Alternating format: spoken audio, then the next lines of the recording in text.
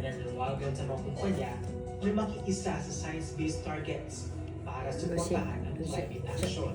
Sa pingilan hindi. Ito.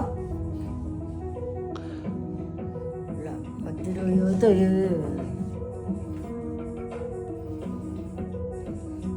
Masenda ka ba?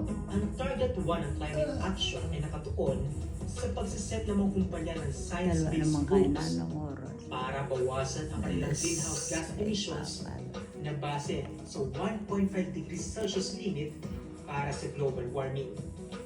Target din itong abutin ang net zero emissions Ito kaya sa taong tayo. 2050 sa pamamagitan ng pag-submit ng target commitments at pag-validate ng Science-Based Targets Initiative. Ang pinaka-goal ay bawasan High blood ka ba? greenhouse gas emission sa buong operasyon ng isang kumpanya.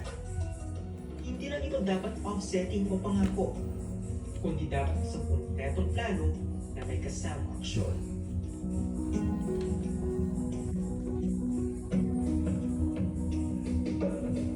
Uda!